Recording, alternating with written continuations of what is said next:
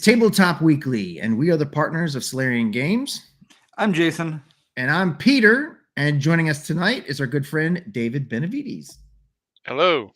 Hey, David. Hi, David.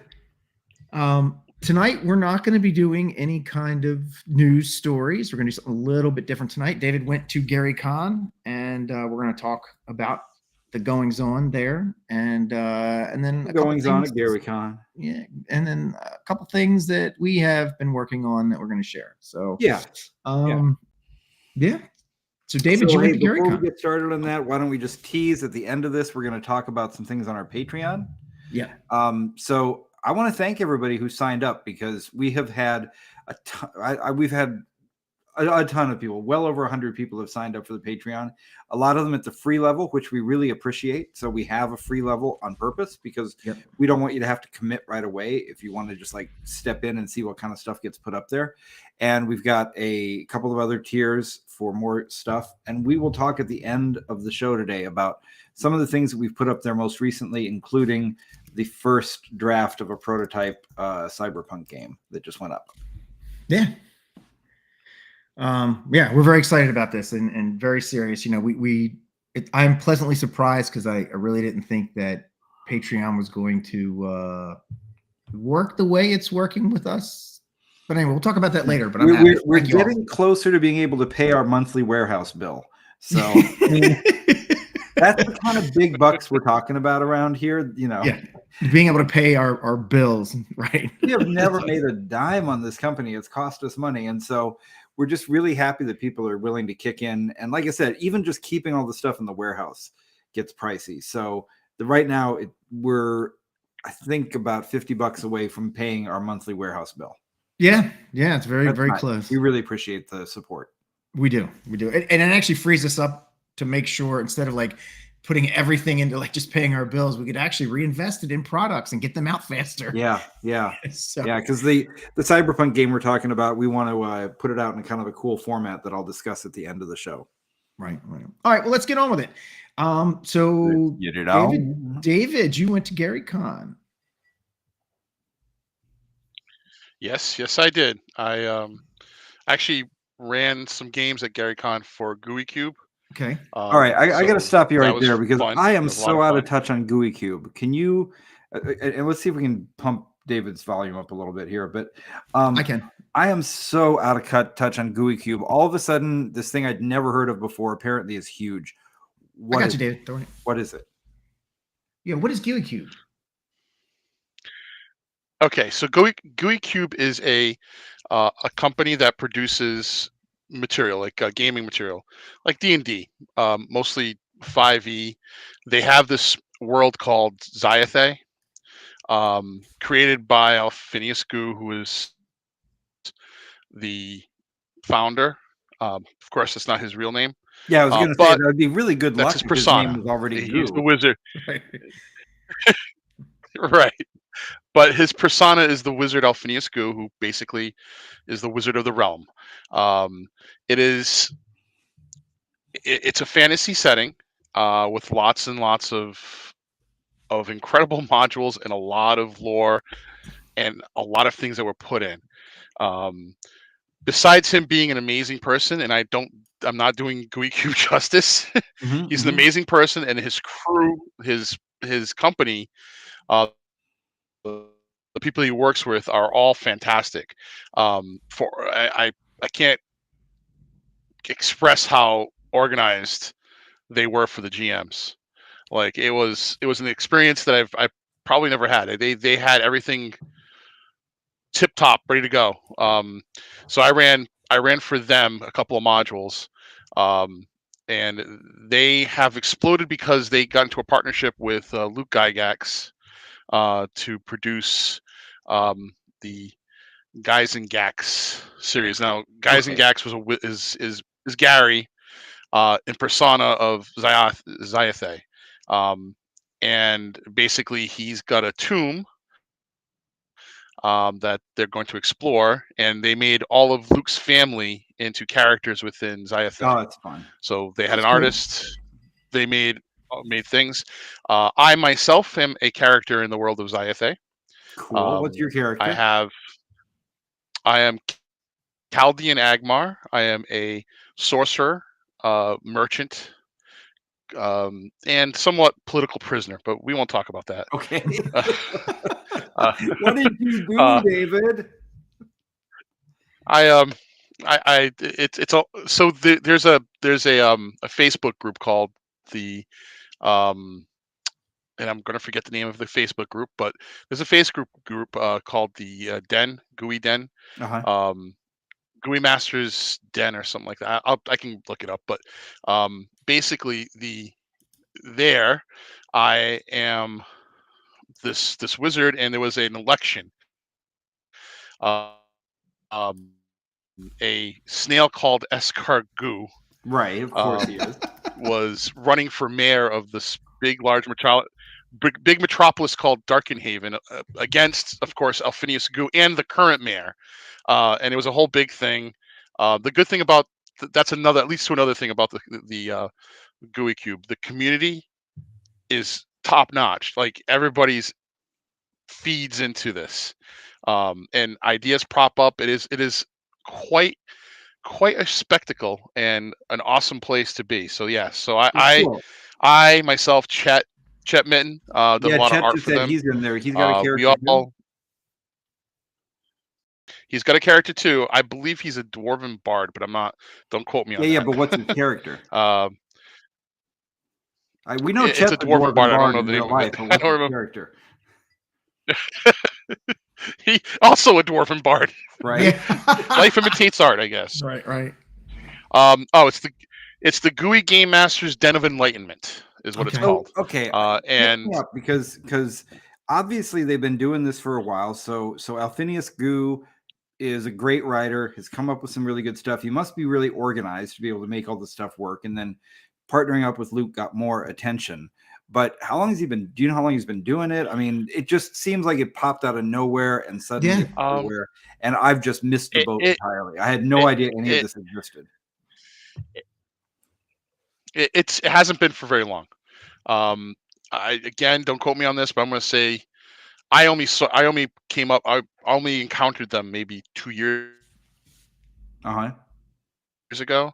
So I want to say since probably 2021 be my guess. Mm-hmm. But it hasn't been that long. How do He's you got, how do of you and course, Chet know these guys? but so the long story short, I was part of this Benchley Dale Academy thing that was a first D&D centric thing.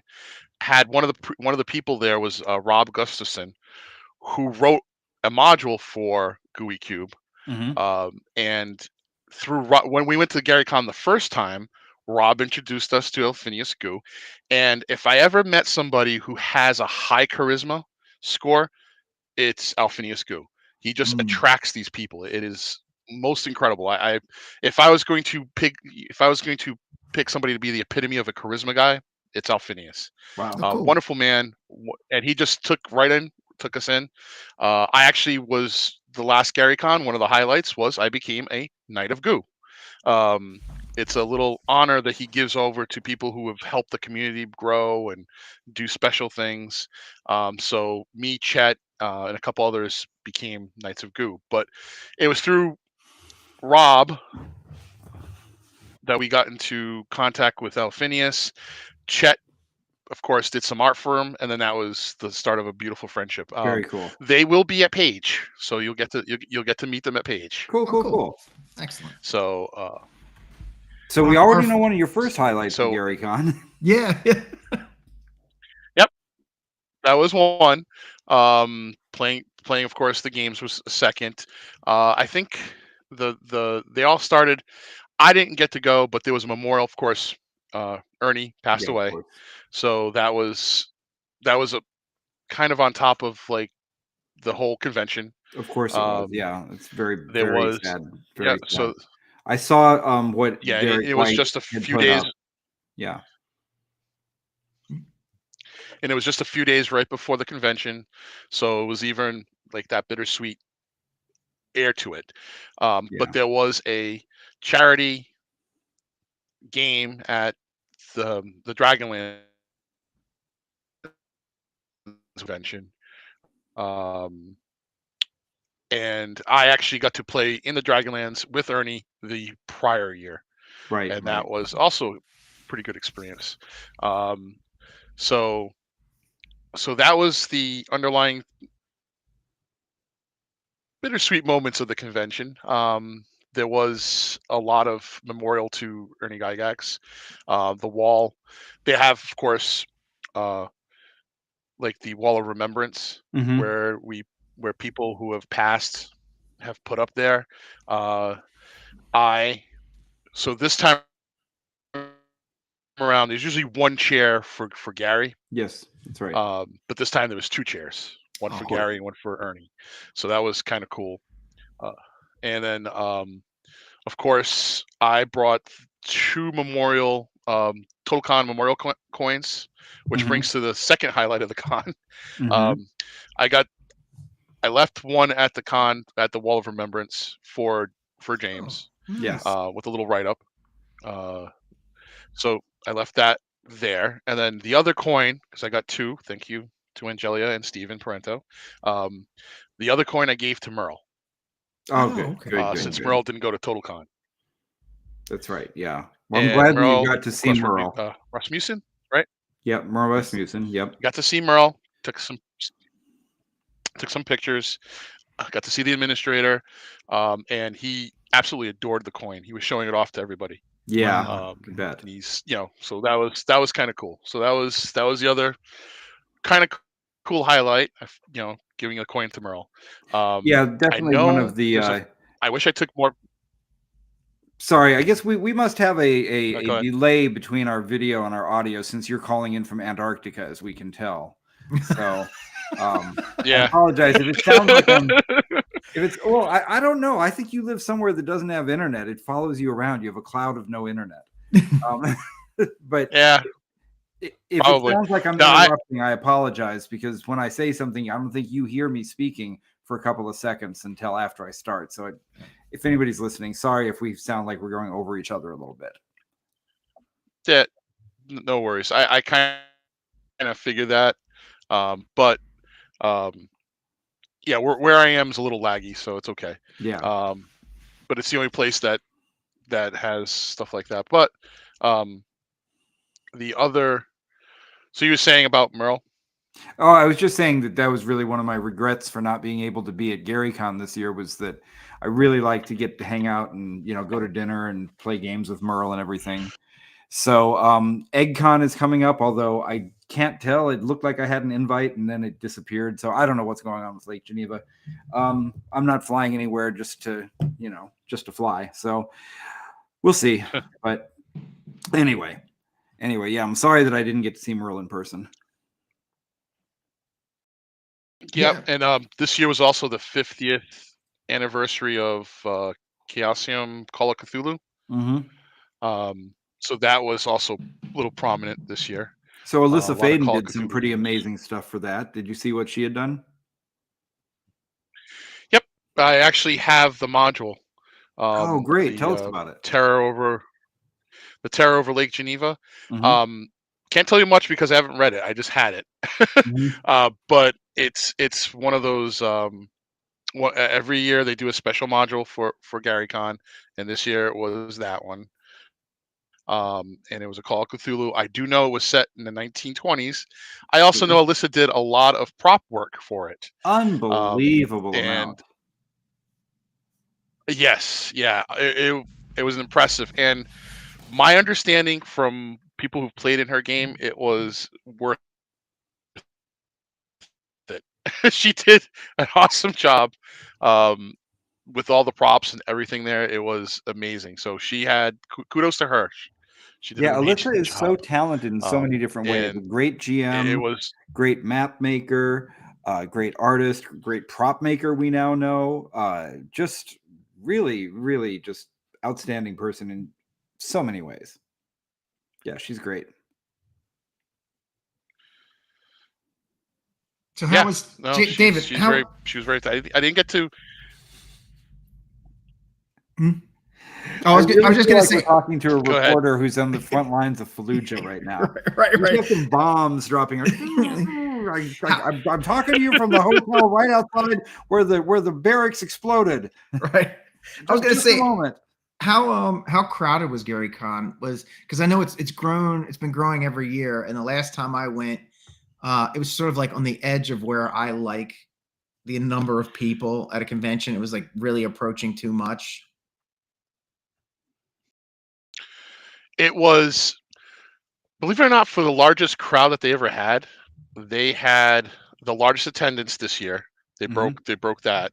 Wow, even more than for the 50th anniversary of D&D. Yep. Yeah. Yep. Wow, because They that one had when I was there for it, it was just there were areas that you were literally like elbowing your way through to get through a hallway. it wasn't as bad as last year, but it was definitely crowded. Um, they had not only they had record breaking attendance, the most games they've ever run. Mhm. So they broke that record, and they raised, I think the total's up to over 100,000 for For the charity Wisconsin's auction. Children's Hospital. Yeah, when I Yep. saw it last, it had Ooh, gotten up to nice. $85,000. So I'm not surprised to hear it hit That those figures. That's good. Yeah, that was at the end of the auction. It had 85,000, but Mhm. they're counting in, Sure, and it's gotten over to 100,000. So that's Wow. I wonderful. don't know. So yeah, there was a very big success. There was a lot of neat stuff, And that was all going and to children's hospitals, was it? it was Extra Life, and I Mhm. believe it was Wisconsin's Children's Hospital. Yeah, that's really Oh, wonderful. Over. good. That's awesome. That's awesome. Yeah, Scott Um, Congable's in the chat, and he said it didn't seem crowded for the number of attendees to him either. So I guess they must have figured out a yeah, way to organize it really well. So yeah. kudos to Bushra and Luke and yeah. everybody else. Even the yeah, even the ticket, like last year when we went to get our badges, it Mhm. was horrible, and um, it was like this year, no, it was quick. It was very fast. The badges were quick, Sweet. which was an improvement. So they're learning from whatever it is that last year, but yeah, they it's definitely larger than TotalCon, Mhm. Yeah. but it's definitely larger, but it isn't as. I mean, Gen Con's a different animal, but it wasn't that It's a like whole that. different But thing. Yeah, that's on another scale. The that's Gen a whole Con is different animal. on Comic-Con But scales, Yeah. And yeah, no, I I do can't love a picture really any of. huge convention like Gen Con, though. I haven't been to Gen Con for many years because I just can't think of a way to afford it. But Hmm. for those wealthy gamers that can spend, a poverty level annual salary on one weekend, I mean, Right. my God, we're talking to go to a weekend in Gen Con if you have to fly in. And you stay in one of the official hotels, you're talking about a $4,000 weekend. Oh yeah.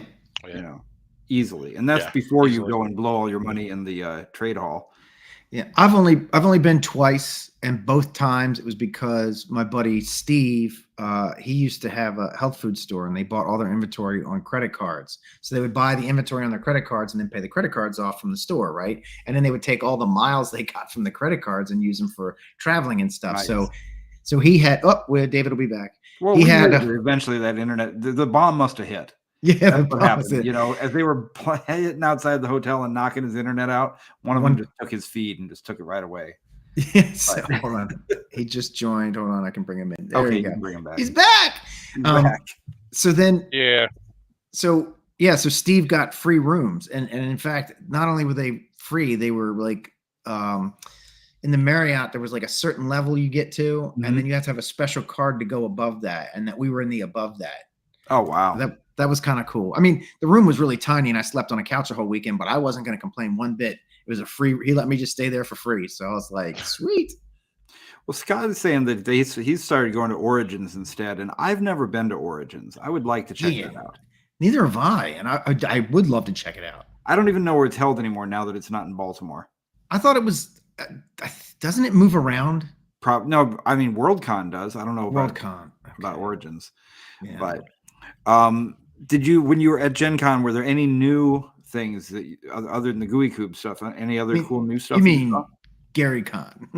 It starts with a G. I was close enough. Right. Cool new things. Well, Origins is in Columbus, Ohio. Okay. Beyond.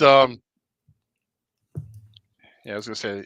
Cats are gonna get. I was gonna say it was Ohio. I thought it was Ohio, but the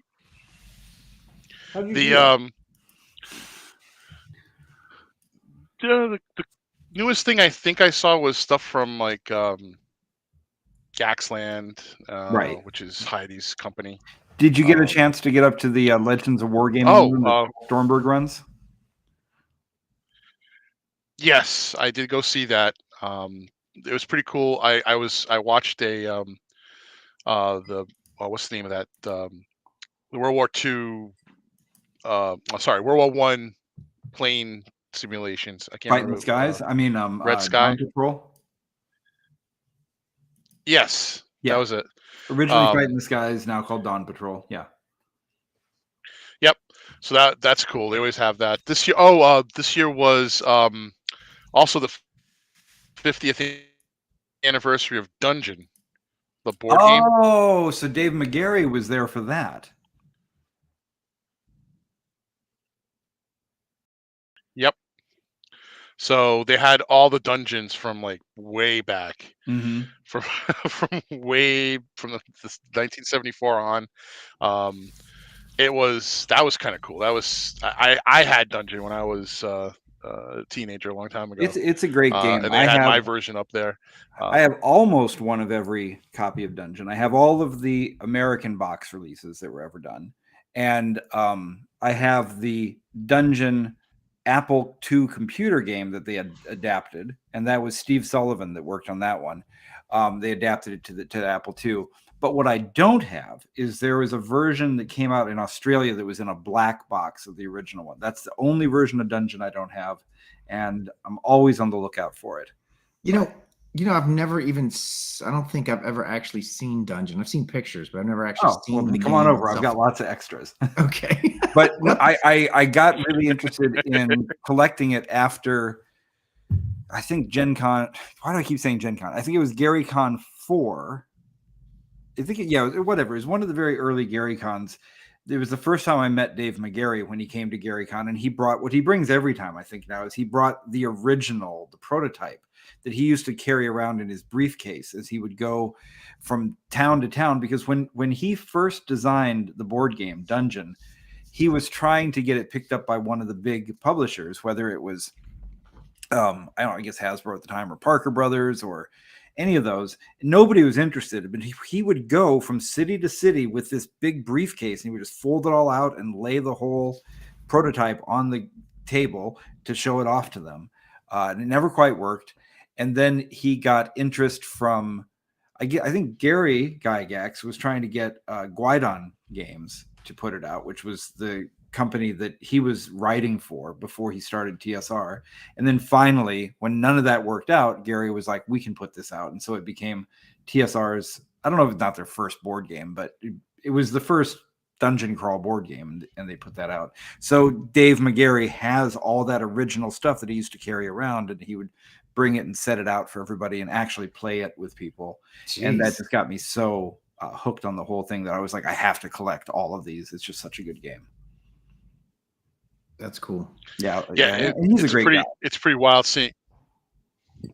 It was wild seeing all that because they in the Hall of Legends are. Mm-hmm. Yeah, the Hall of Legends. Are we back? It was. Yeah, I'm back. Sorry, David. You're just breaking up really bad. You were breaking up pretty bad. Oh, yeah. Yes, it was pretty cool. So how was like getting food? Sorry, guys. How it's fine. It's all right. How was getting food and stuff? How difficult was that? Oh no, not difficult at all. I mean, they have those. They have food stations almost everywhere, and they have carts, like food carts that they bring around to every game room, and you just order from there. It's Damn. easy. That's Yeah, cool. one of the things that's good And with honestly, GaryCon is they bring out the walking tacos. I go nuts for their walking tacos at GaryCon. walking tacos gets a thumbs up. I had a walking taco. That's a real Midwestern treat. They're awesome. I mean, it doesn't make any They're sense. really awesome. So I grew up in Iowa. There were no walking tacos when I was a kid. It was a thing that started after I left. And so I went back to Iowa one year to ride in the Ragbri. And they're like, oh, every town was like walking tacos. And I'm like, all tacos are walking tacos. I mean, it's you fold food. I mean, how can I not walk with it? But whatever. It's a bag of Doritos, it's a bag of Frito chips, Frito corn chips, and they just put all the taco stuff in there and you mix it up and you just eat it with a spoon. So That sounds awesome. it is really awesome. And hey, you can make it at home. Yeah. You can also get it with Doritos. I prefer Fritos, but you can get it with Doritos. Okay, yeah, that makes sense. But yeah, just get a bag of Fritos, throw a bunch of taco crap in there, and get a spoon, and you're in heaven. Damn, I'm So in. good. Yeah. It's awesome. So yes, they had the walking tacos, burgers, hot dogs. They actually had quite a bit of a selection, Cool. the usual selection, but they had quite a bit. And it was easy to get food and drinks, any kind of drinks. They sell cups that you purchase a cup ahead of time, and you get a discount on drinks. Either alcoholic or we always used to non-alcoholic. get in the swag bags. Is there would be the different colored cups, and you would get one that would get you drinks as one of the guests. You would get drinks throughout GaryCon. I got to say though, the best food setup I think is Gamehole Con, because they always invite all the food trucks from Madison to come around, and Madison's got some of the best food trucks anywhere. So even though Gamehole Con is in like an arena kind of situation, it's not such a hotel where you can really sit down and do things. They managed to overcome that by doing smart things like bringing the food trucks outside. I love it. Except food trucks are awesome. It's 2 degrees Fahrenheit when they do it, so you're freezing your butt off getting a taco or getting a food, but whatever. Yeah, I don't know. I actually Food stayed trucks- in Madison. I stayed in Madison. I flew into Madison and I stayed in Madison at a friend's house that we're driving down to GaryCon just to save some money. Just to save money. It was a little cheaper to fly into Madison and stay there for a day. But good. it's a nice little place, nice little airport. So that's what I used to do with Dragon Con. When I go to Dragon Con, I had a friend that lived down in Atlanta, and it was a little bit of a haul going from his house to the con every day, because he wasn't like down in Atlanta, like in the city. Yeah, he was like in one of the suburbs. But when you're talking about a hotel that's like $500 a night, and I'm saving $500 a night, it's worth a little bit of a drive in the morning and in the evening. Yeah, it is. I mean, I love going to a con and staying in the hotel, because for me, a big part of the con is staying up drinking until 3 a.m. and then getting up to run a game at 8 a.m. But right, I can't say that I did not do that. Oh, there you go. I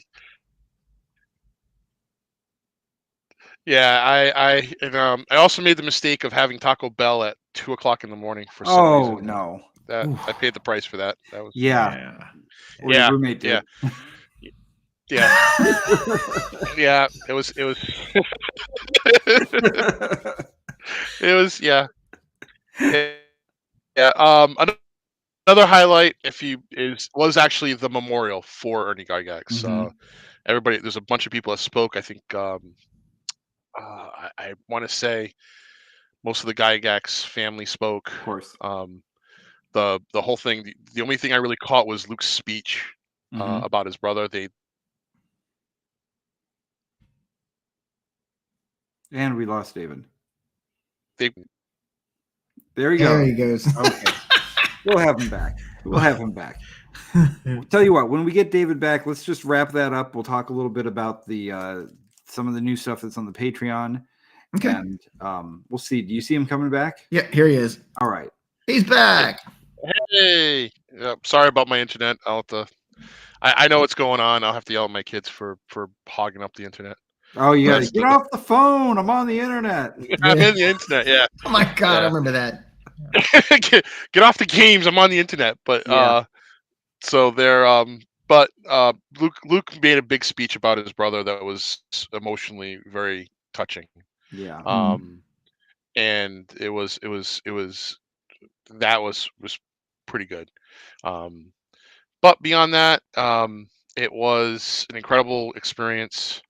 Definitely, if you ever have a chance to go to GaryCon, do so. Just to see where it all began, if nothing else. I did manage to. I did not manage to go to the museum, which has his chair, but I will one day.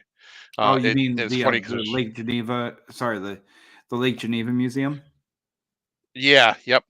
Lake Yeah, Geneva Museum has a wing for Gary Gygax. that's right. Wow, makes sense. And he yeah, there's a whole bunch of stuff for him. I never haven't gone there.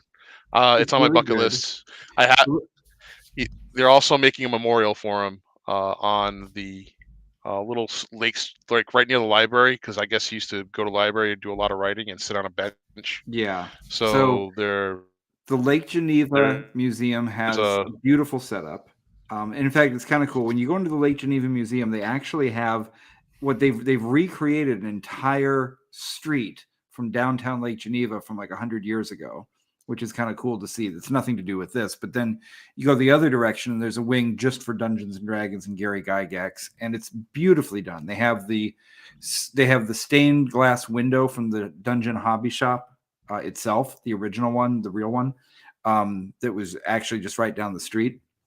And then, like you said, over at the library, they have an entire Appendix N shelf on the library, just of all of the books from the Appendix N that you can check out. And they have a whole fantasy section with a chair there, a beautiful, big, beautiful carved chair to sit and read in.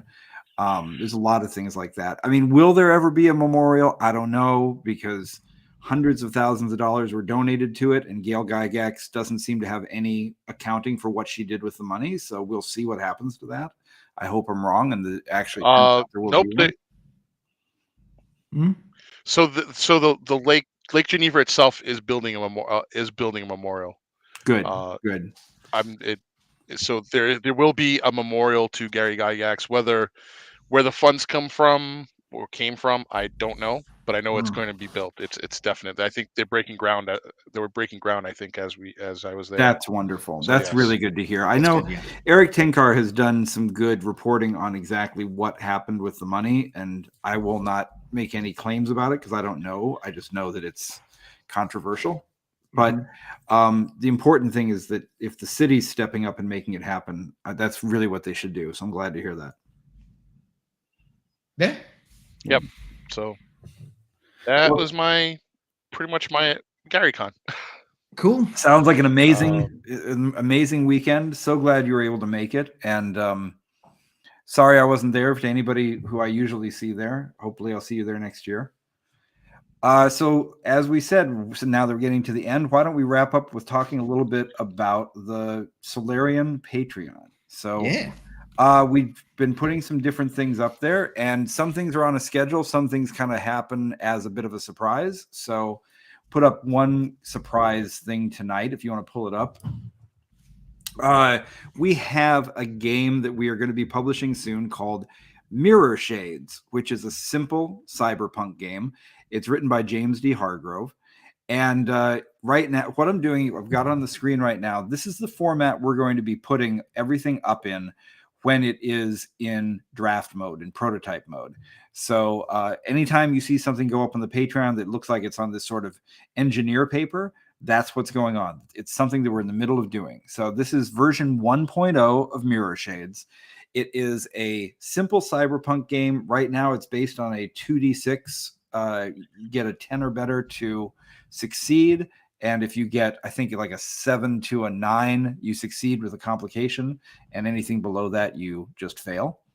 Going to play around a little bit with the rules, see if we can fit it to more of a lucky 13 setting. If that doesn't work, we'll keep it with the 2d6. And also in this one right now, if you can see on the screen under number 7, you can see the different races, dwarf, elf, human, orc, troll.